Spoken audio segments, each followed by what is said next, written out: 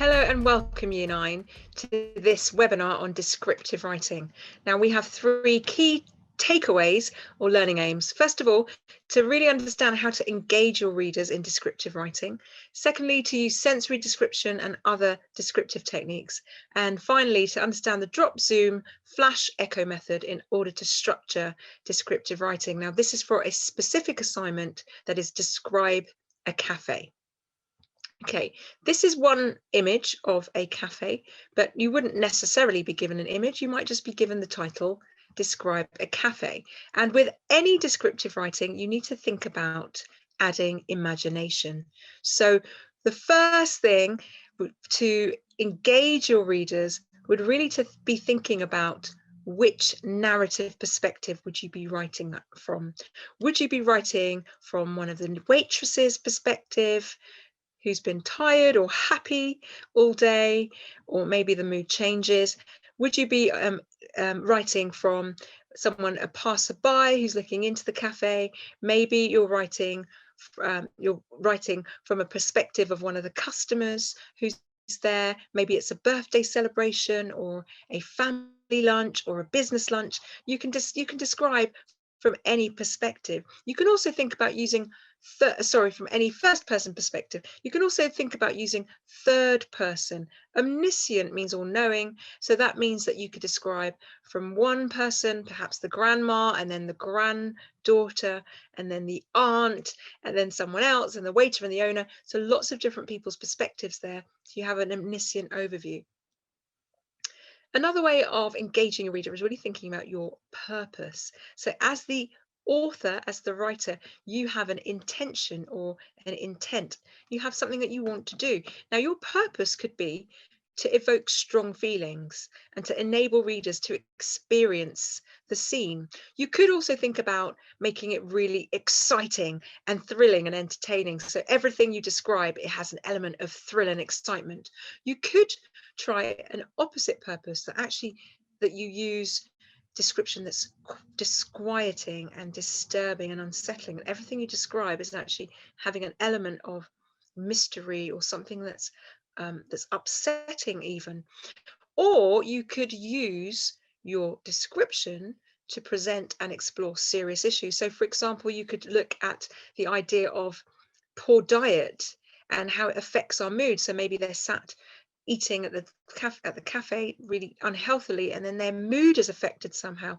You may even think about using the cafe's description scenario to look at inequality, how some people at one table can barely afford to eat and others at a different table order a huge amount, eat very little, and waste the rest. So you could use your description for lots of different purposes, and you need to think about what your intent or your purpose is. The purpose today will be I want us to evoke, or I would like to show you how to evoke strong feelings and enable readers to really experience the scene as if they are actually there. Now, this is the scene, the picture. So you could think, right, to engage my reader, I want to think about these thoughts and feelings. So as well as describing the mood, the feeling, the atmosphere, the environment, the place, you can also describe thoughts and feelings. You can zoom into different characters. You can think about different objects. You can think about the background and the foreground and really start getting some ideas of how to engage your reader. Now let's talk about descriptive techniques. Now, the first descriptive technique is really sensory description. That is obviously describing through the 5 senses. So the more accurate terminology would be auditory description for hearing, visual description for sight, tactile description for touch, gustatory description for taste, and olfactory description for smell. So they're more accurate than just talking about hearing, sight, touch, and taste. But you really want to think about whether you're going to repel or attract your readers, whether what you hear is really repulsive or really attractive. What you see, is it really repulsive or is it really attractive? So you really have to think, I'm describing through the 5 senses, but I want to add this element of repulsion or this element of attraction to these different aspects of the description. So here you could pause the webinar and you could think about all of these different words for hearing and smell and touch and taste and sight and colour. Here I have an example where I've tried to use sensory description effectively. So I've written pristine crystal glasses chinked and their happy clink reverberated around the crowded bistro. The powdery aroma of freshly baked pastry was mingled with the smoky bitterness of freshly brewed cappuccino.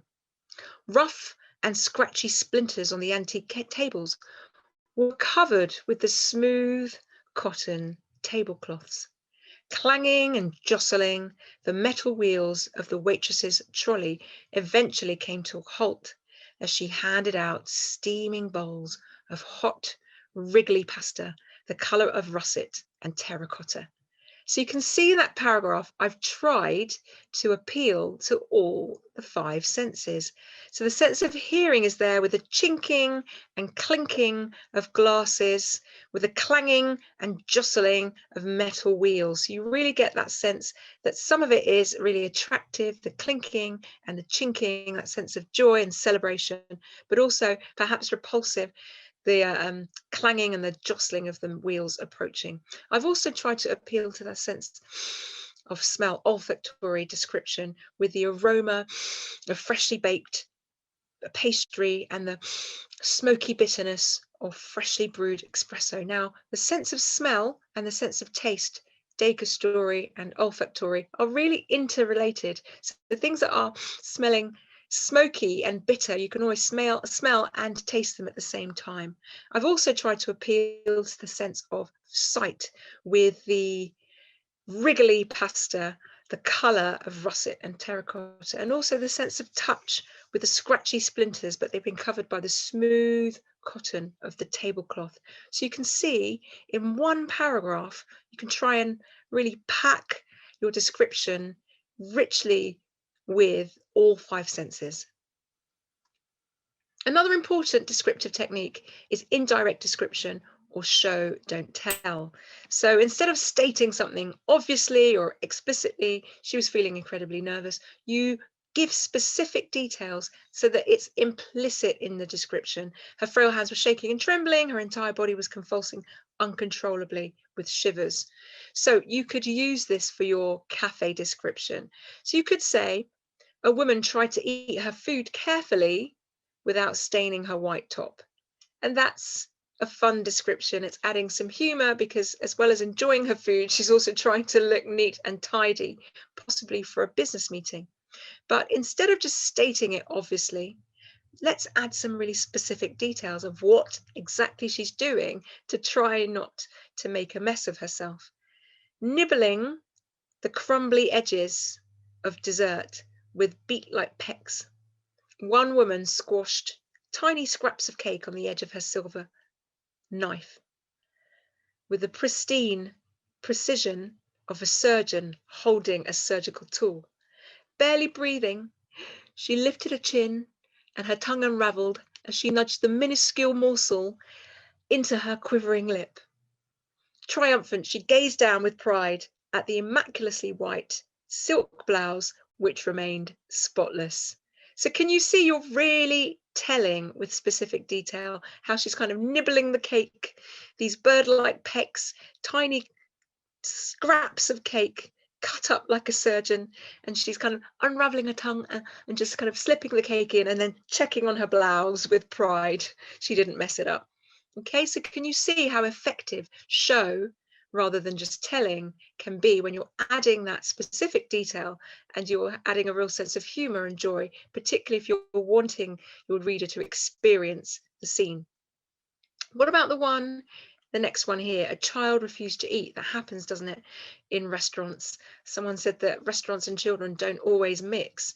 A child refused to eat would be a really interesting thing to include in your description, but how could you really show that the child is refusing rather than just telling us the child is refusing to eat? Well, you could write something like this: with hunched shoulders and a bowed head and resistant arms crossed defiantly across her angry, puffed out chest.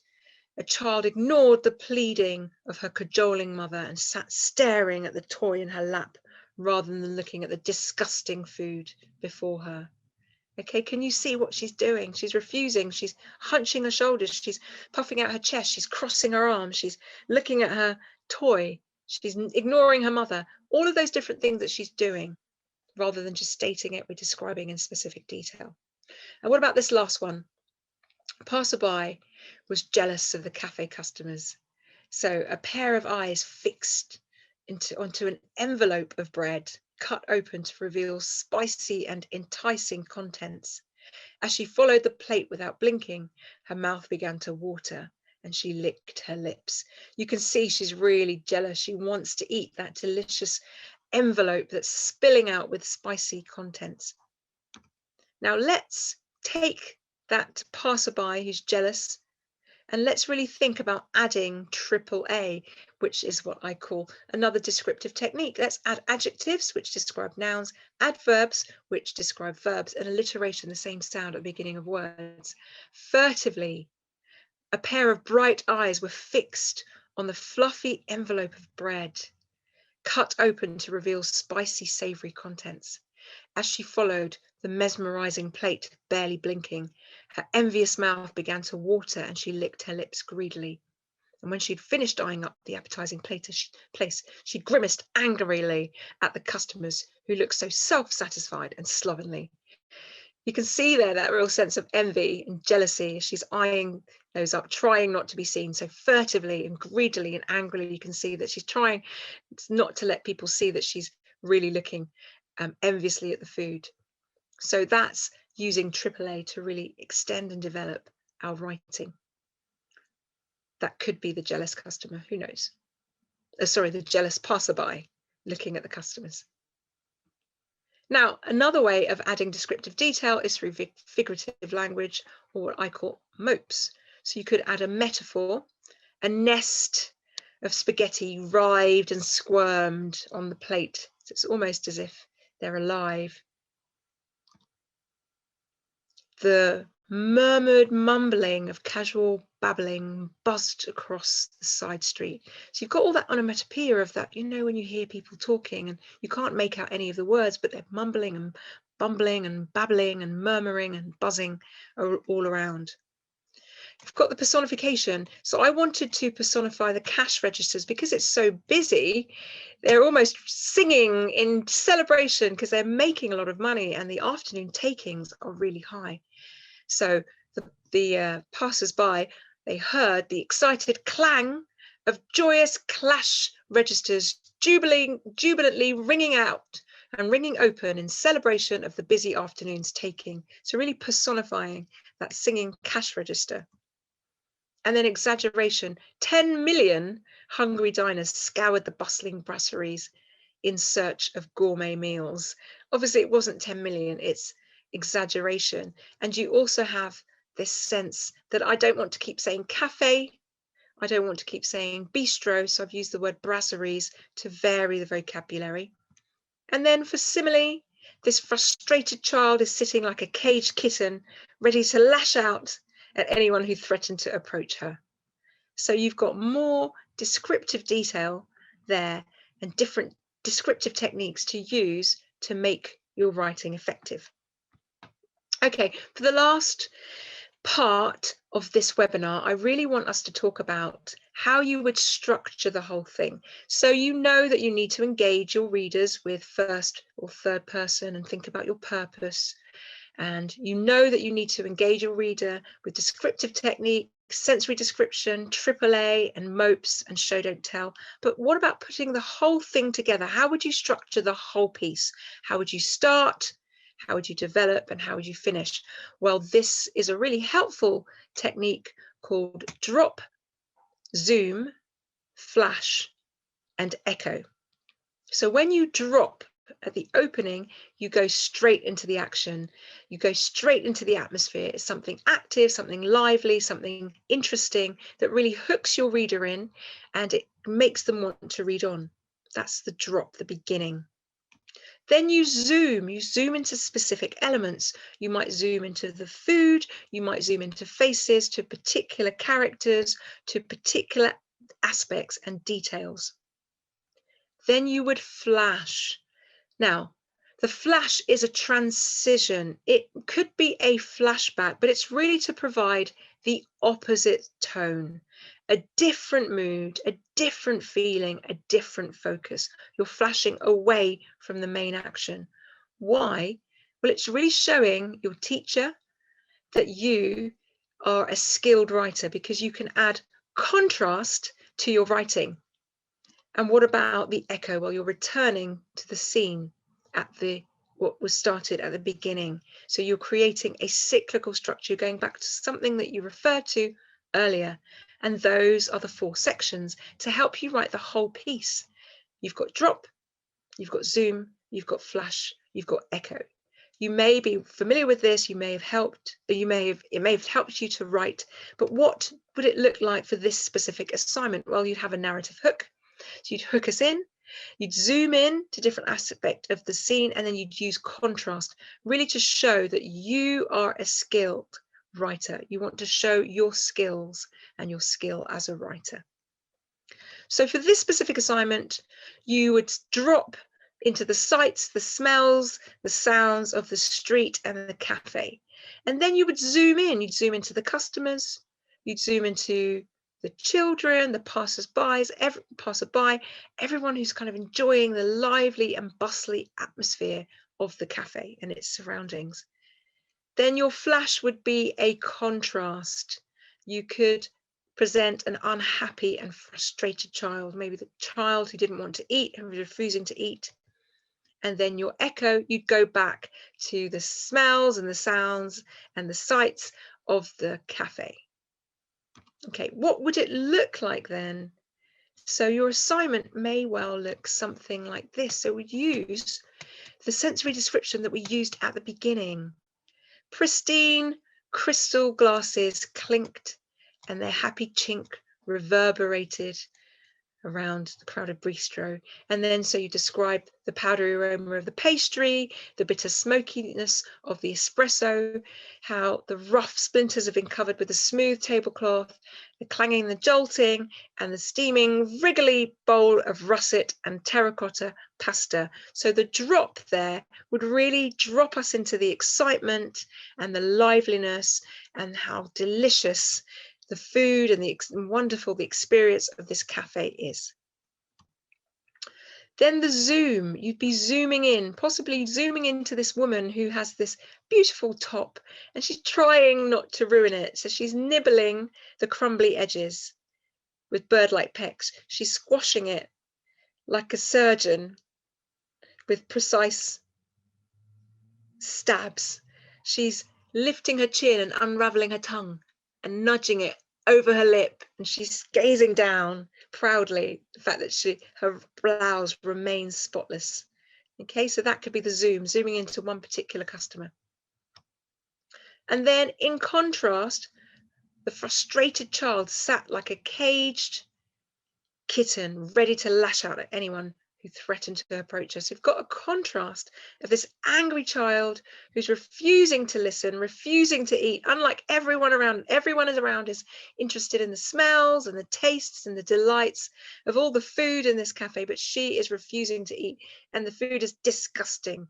And can you see that I've used speech marks here to give it her voice, but also this kind of irony that it's not disgusting. It's just because her palate perhaps is underdeveloped and inexperienced. She can't enjoy the food like the rest of the customers, maybe the adult customers.